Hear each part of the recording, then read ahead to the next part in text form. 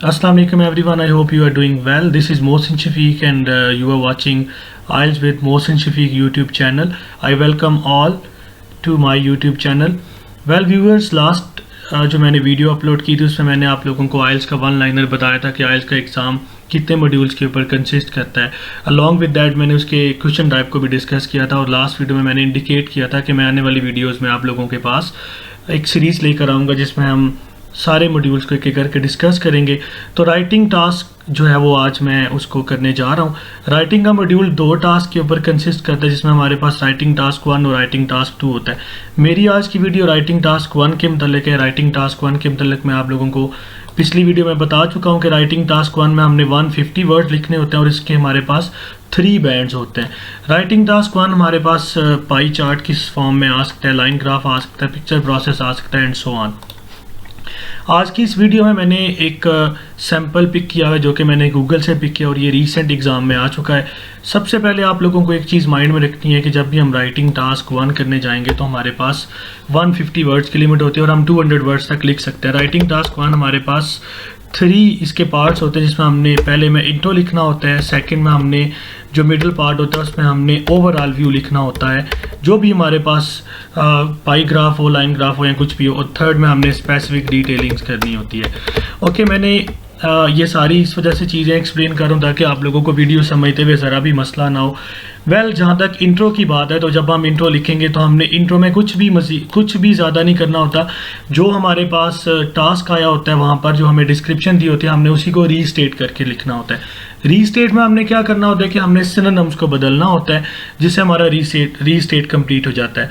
जब हम बात करते हैं मिडल की जिसको हम ओवरऑल कहते हैं, जब हम ओवरऑल लिख रहे होंगे तो हमने अपने ओवरऑल में सिंपली हाइज एंड लोज बताने होते हैं। अगर हमारे पास 2 पाई ग्राफ्स हैं, 3 हैं, 4 हैं, जितने भी हैं तो हमने सबके हाइज एंड लोज बताने होते हैं कि किसकी परसेंटेज हाई है किसकी लो है, without being specific. I repeat my words, without being specific. जब भी हम ओवरऑल लिखेंगे तो हमने स्पेसिफिक नहीं होना कि इतनी परसेंटेज है, लाइक 20 है या 30 है। हमने सिंपली ये बताना होता है कि ये परसेंटेज हाई है, ये लो है, ये टॉप पर है, ये एंड पर है। हमने हर दफ़ा इसके ट्रेंड्स को बताते हुए सिनोनिम बदलने। जब अगर हम पहले पैराग्राफ में लिखते हैं टॉप और लो तो अगले में हमने लिखना होगा हाई और low, number 1, number last, first, last. तो इस तरह हमने हर दफ़ा सिनोनिम्स को बदलना होगा। If we talk about specific detailing, तो जब हम स्पेसिफिक डिटेल्स कर रहे होंगे तो यहाँ पे हमने स्पेसिफिक होना है और हमने अपनी स्पेसिफिक डिटेल्स को किस तरह मेंशन करना है, हमने परसेंटेजेस को इन्वॉल्व करना है, उनका डिफरेंस बताना है।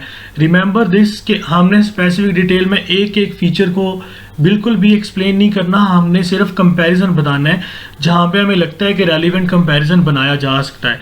इस चीज़ को हम आगे जाके देखते हैं कि किस तरह हम करते हैं। यहाँ पे मैंने एक टास्क, जैसे कि मैंने आपको बताया है कि मैंने एक टास्क पिक किया हुआ है। ये टास्क जो है इस पे लिखा हुआ है The chart below shows agriculture production in 2 different regions of the country.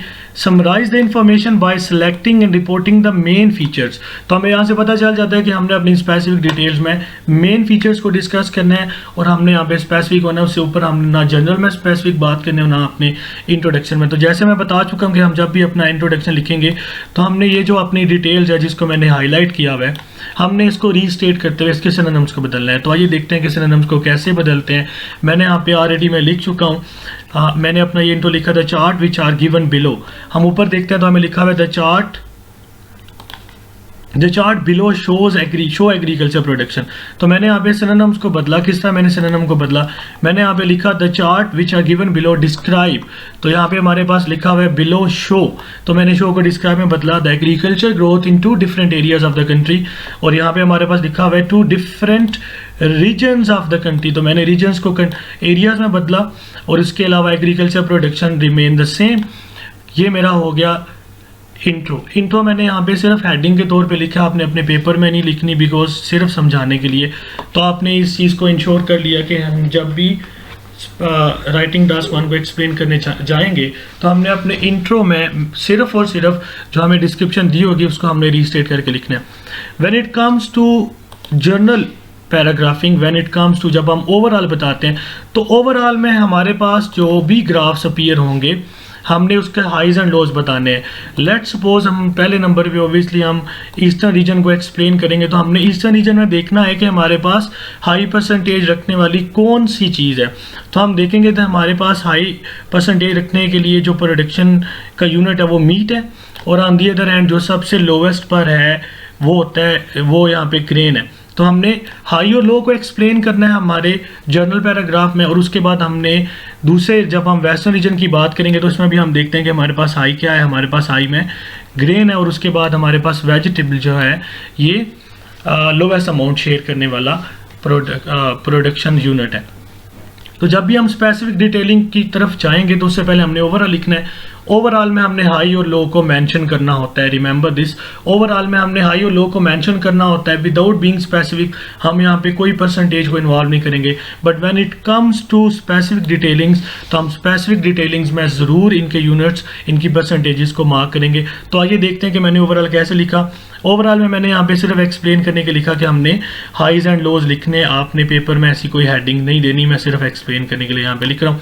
Okay, मैंने यहाँ पे लिखा in pie chart 1 which is about eastern region which can notice that, we can notice that, okay, we can notice that the production of meat is at the top. जैसे कि मैंने explain किया, यहाँ पे मीट की जो production है वो यहाँ पे टॉप पर थी।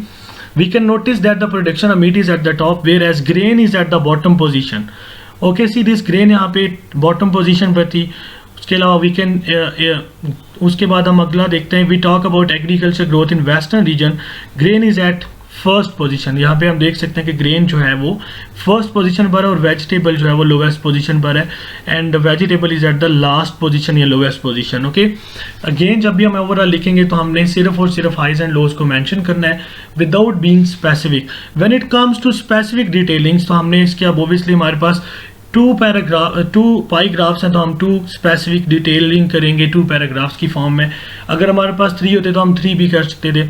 ओके, यहाँ पर हम स्पेसिफिक हो जाएंगे। हम जब ईस्टर्न रीजन की बात करेंगे तो हम यहाँ पे देख सकते हैं कि हमारे पास मीट जो है वो ज़्यादा परसेंटेज शेयर कर रहा है, जबकि वेजिटेबल जो है वो ग्रेन जो है जो सबसे लोवेस्ट परसेंटेज शेयर कर रहा है। और यहाँ पे हमारे पास डिफरेंस आता है ऑलमोस्ट 20% का, जिसको हम मेंशन करेंगे विद परसेंटेजेस। फिर हम वेजिटेबल और जो डेयरी है इसकी प्रोडक्ट के दरमियान जो है डिफरेंस को बता देंगे। If we talk about western region तो वेस्टर्न रीजन में हम देखते हैं कि हमारे पास ग्रेन जो है ये टॉप परसेंटेज शेयर कर रहा है, और दूसरे नंबर पे वेजिटेबल जो है वो लोवेस्ट परसेंटेज शेयर कर रहा है, और इनके दरमियान डिफरेंस ऑलमोस्ट 40% है। इसको हम अपनी राइटिंग में लिखेंगे और दैन हम डेयरी और मीट का डिफरेंस बता देंगे। तो दैट्स हाउ हम अपना टास्क 1 कंप्लीट कर लेते हैं। सो आइए चलते हैं, देखते हैं कि मैंने इसको कैसे एक्सप्लेन किया। स्पेसिफिक डिटेल्स में मैंने यहाँ पे लिखा specifically we can see that in pie chart 1 which shows the agriculture growth of western region, production of meat is at the top, जैसे कि मैंने ऊपर आपको बताया कि वो 35% है, whereas grain is at the bottom with 15%। और यहाँ पे हमने there is a considerable difference. यहाँ इस तरह के वर्ड जब हम यूज़ करेंगे तो हमारे बैंड्स फॉर श्योर बढ़ेंगे। कंसीडरेबल है बिकॉज एक ह्यूज डिफरेंस को इंडिकेट करता है, जो कि बाकी पैराग्राफ में हमें देखने को नहीं मिल रहा। तो हमने डिफरेंस यहाँ पे मेंशन किया कि 20% है। जैसे कि मैंने कहा कि हमने स्पेसिफिक डिटेलिंग में अपना डिफरेंस ज़रूर मार्क करना है।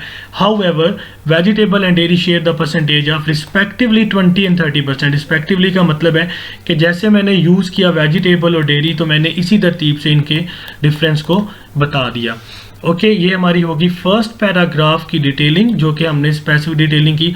इन pie chart 2 we can observe that grain shares the highest percentage of 45%। आइए चलते हैं, दोबारा से मैं आपको बता देता हूं कि मैंने इसको किस तरह सॉल्व आउट किया। If we talk about western region तो हमारे पास यहाँ पे हम देख सकते हैं कि ग्रेन जो है वो टॉप पर है, वेजिटेबल जो है वो लोवेस्ट पर है, और इसके डिफरेंस को भी हमने मार्क करना है, और देन इनका हमने जो रेस्ट ऑफ 2 है इनका हमने डिफरेंस बताना है। तो मैंने यहाँ पे इसको इस तरह एक्सप्लेन किया कि in pie chart 2 we can observe that grain shares the highest percentage of 45 and vegetable experiences the lowest percentage of 5% in terms of agriculture growth.